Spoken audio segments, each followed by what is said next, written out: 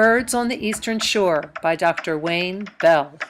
Hi, I'm Carlisle Hashem, and this is Green Courses. Today we have Wayne Bell, Professor Wayne Bell, Dr. Wayne Bell, who is the past president of the Maryland Ornithological Society and past president of the Talbot County Talbot Bird Society Club. Wayne, thank you for being here today.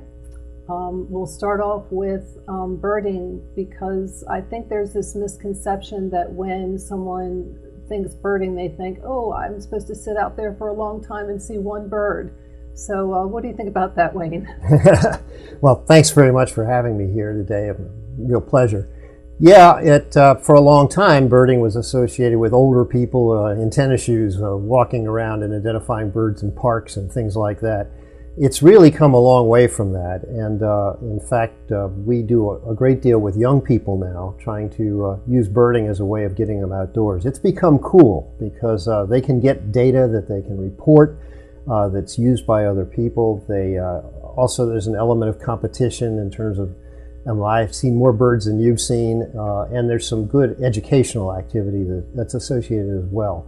So it's no longer just a matter of looking at packages of feathers and color, but actually having a second look at the birds themselves. And a number of young people have picked it up very nicely as a nice, what we hope will be a lifelong activity.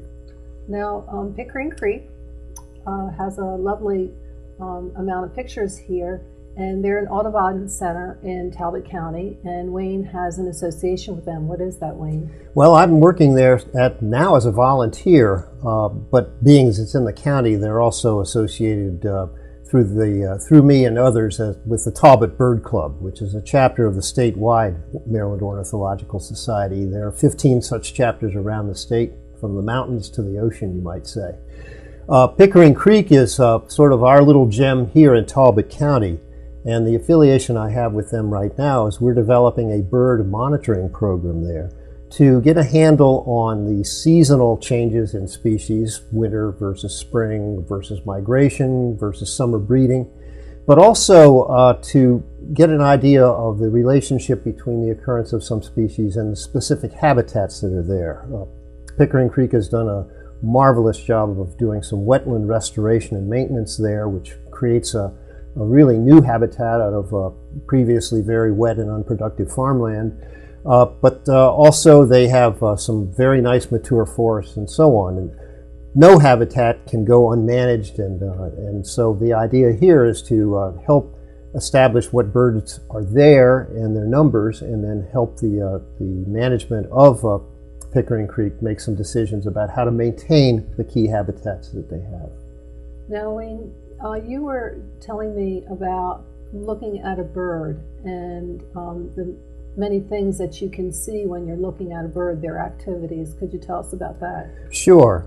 This is an outgrowth really of the second statewide breeding bird atlas that's done every 20 years. Our last iteration ended in 2002.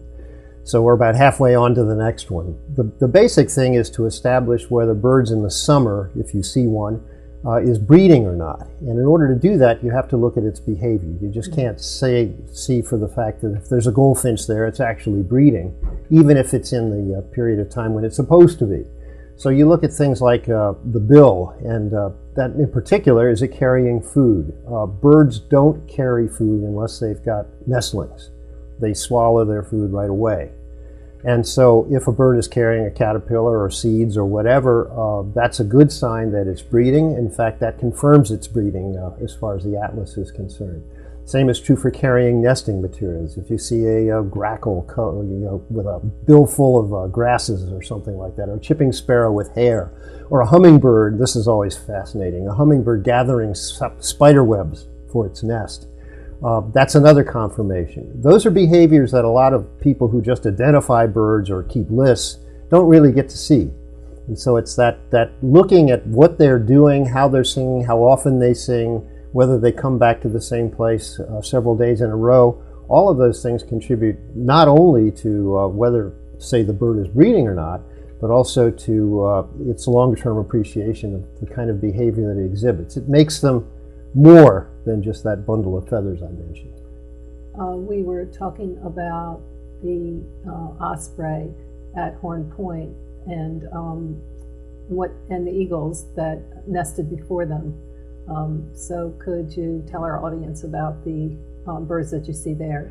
Right. Well, this was years ago when I worked down there, and there was an osprey platform, which many people around the bay have, set up for breeding ospreys. But there was a great horned owl. It wasn't an eagle, but a great horned owl that took over that platform in the early spring. They lay their eggs fairly early. In fact, they're probably mating and doing so almost now.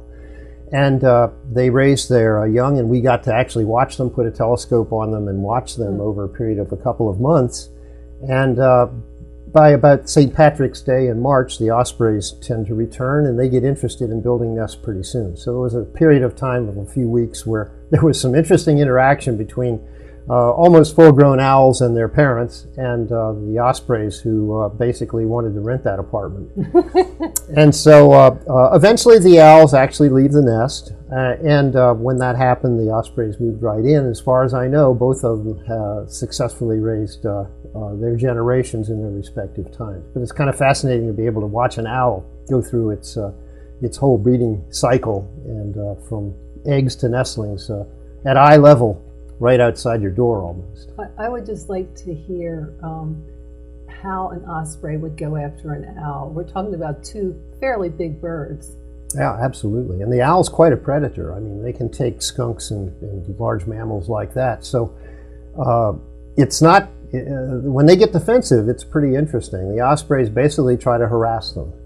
And they're good at that. But in the end, if the owls have youngsters like that, unless they really are driven off, and often that may require a good deal of interaction so that the owls can't feed their young or otherwise hunt successfully, the owls typically win, or at least they have their way. Well, this has been a wonderful time together, Wayne, and I appreciate your joining us. And we'll be birding in the winter and the spring and the summer and the fall. Great, and Maryland birds are great in the winter too, so it's a wonderful time of year. Thank you.